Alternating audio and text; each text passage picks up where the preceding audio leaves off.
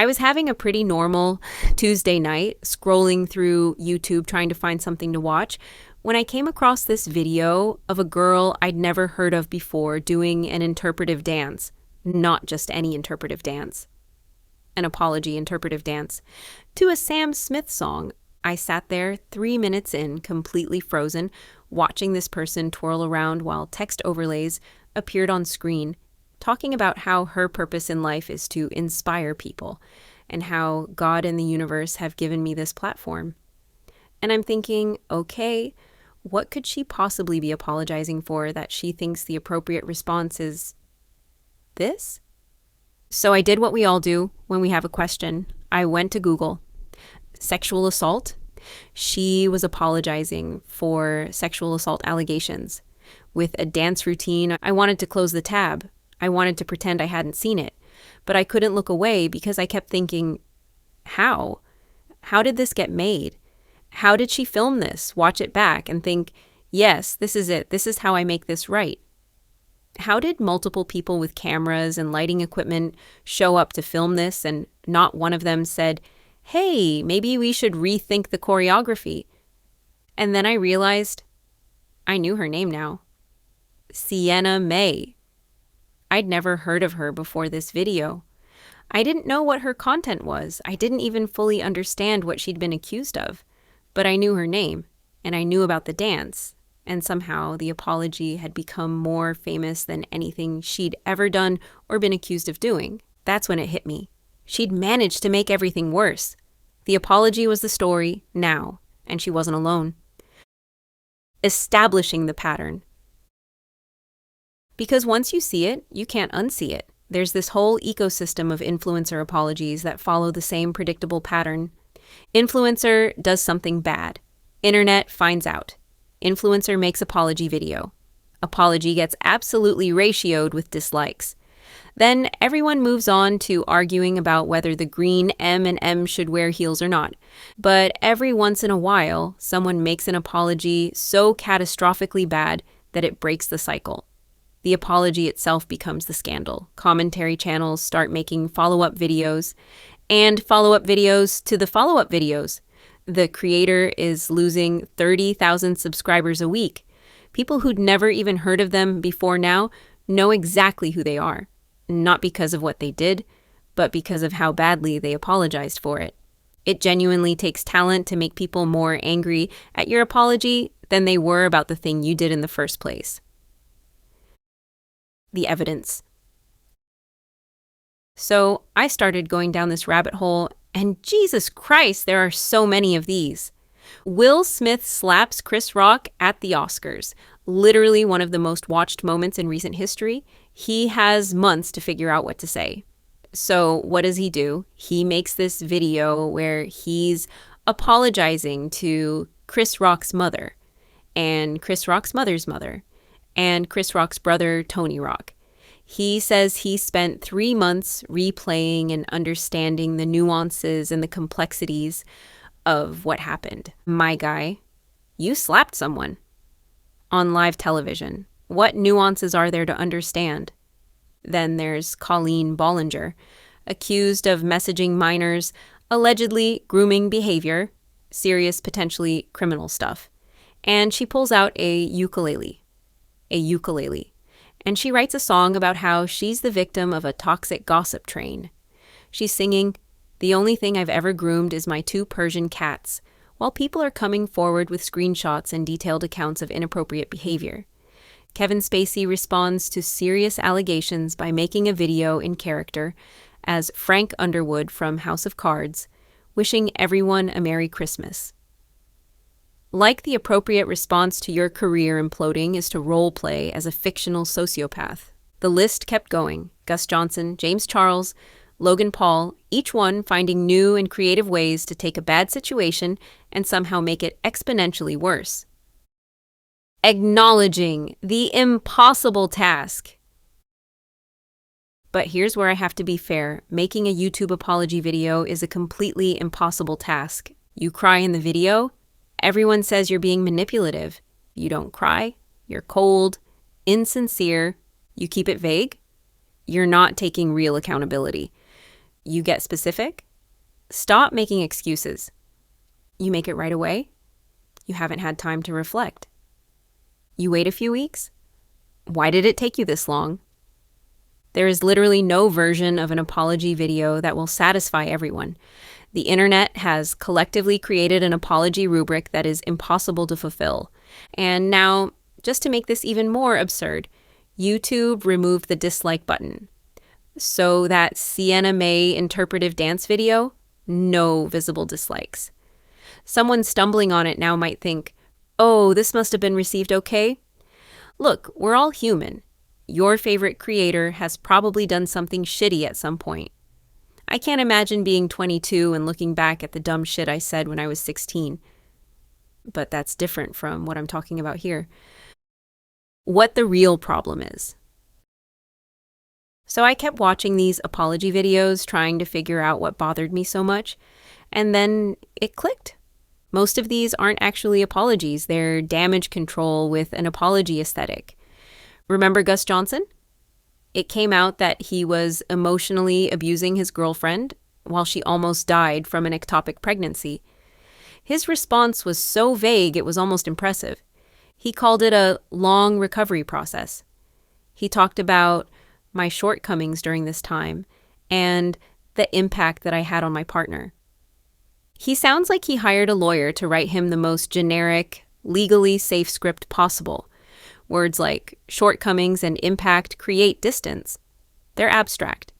They don't actually tell you what he did. And that's on purpose, because if you're one of his fans who hasn't seen his ex-girlfriend's video, you're hearing this and thinking, oh, he wasn't supportive during a medical emergency. You're not hearing he abandoned her when she was in emergency surgery and made her medical trauma about himself. He's giving his defenders exactly enough information to defend him without actually admitting to what he did. This is the pattern. Give just enough acknowledgement that something happened, but stay vague enough that your existing fans can fill in the blanks with the most charitable interpretation possible. And the thing that kills me?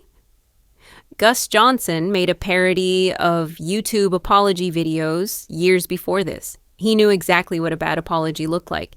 He'd made fun of them, and then when it was his turn, he made the exact same mistakes. How this became the norm. So how did we get here? I think 3 things happened that created this perfect storm of terrible apologies.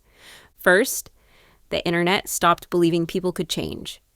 Now the dominant narrative is once canceled, always canceled. Which means when someone sits down to make an apology, they're not thinking, how do I make this right? They're thinking, how do I stop the bleeding? They're in pure defense mode from the start. Second, apologies became entertainment. We turned human mistakes into a genre of content. There are compilation videos of bad apologies, commentary channels that do frame-by-frame analysis.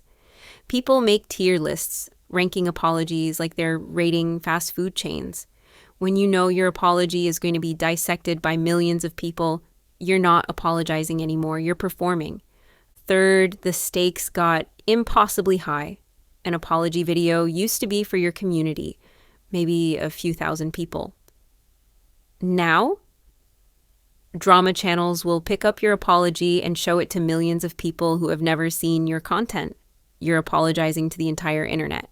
And the entire internet has already made up its mind about you, so you respond with production value and carefully worded statements. But that calculated approach is exactly what makes it feel fake. Why bad apologies hurt everyone.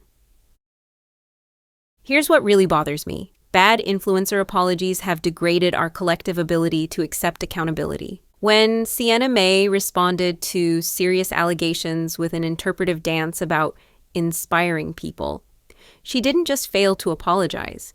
She turned the entire concept of accountability into a joke. Now, whenever someone mentions male victims of assault, there's a chance someone will bring up the dance video as a punchline. The spectacle overshadows the actual harm. When Gus Johnson made his vague lawyer-speak apology, he taught other creators exactly what to do if they want to preserve their audience while looking like they're taking accountability. Be vague. Use clinical language. Let your defenders fill in the blanks. This creates a template for bad apologies that other influencers will follow because they've seen it work. And when someone does make a genuine apology, when they actually take accountability, we don't believe them. We've been burned too many times. We assume it's just another performance. We're all becoming more cynical, less forgiving, and less capable of having nuanced conversations about accountability.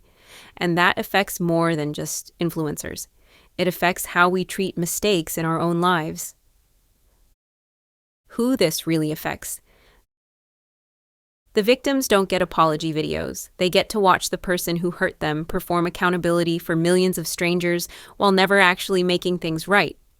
Male victims of assault watch Sienna Mae respond with a dance about her divine purpose. That's invalidating. Anyone who's been hurt by someone famous watches that person make a vague, half-assed apology that's clearly designed to minimize their actions. That's re-traumatizing. And then there are the fans, often young people, learning from these examples. They're watching their favorite creators model terrible conflict resolution skills. They're learning that when you mess up, the goal is to manage your image, not to repair the harm. What happens when those fans grow up? Will they know how to actually take accountability? Or will they just know how to craft a statement that sounds good but means nothing? The ending, bringing it home. I've been thinking about Sienna Mae's dance a lot, not because it's the worst thing that's ever happened, but because it's such a perfect distillation of everything wrong with how we do this now. She was accused of something serious. Instead of dealing with that seriously, she made a video about her divine purpose to inspire people. And danced. And now that's what people remember, not the allegations, not the person who came forward, the dance. The performance of accountability has completely replaced actual accountability, and we're all participating in it. Creators making these videos aren't trying to make things right, they're trying to manage their image.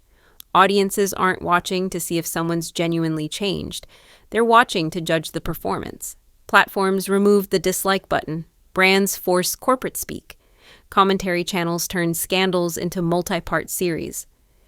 Every single one of us has helped build this system where real apologies have become basically impossible. And you know who suffers? Not the influencers. Most of them come back. It's the actual victims, the people who were harmed. They have to watch the person who hurt them turn their pain into content.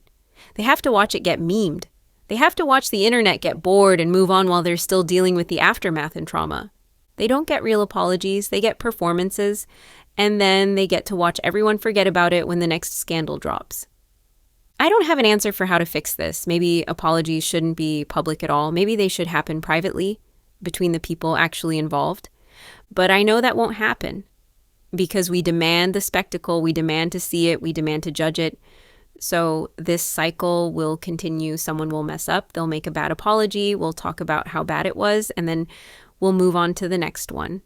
All I know is that every time I see another apology video with its perfect lighting and carefully written script, I think about the people waiting for an actual apology that will never come.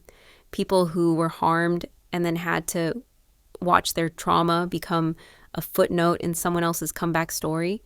And I think maybe we should all remember that accountability is supposed to be about making things right, not about putting on a show. But that's not a very good video, is it? And maybe that's the whole problem right there.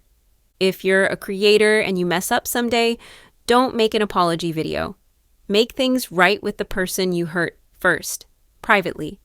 And if you have to say something publicly, keep it simple.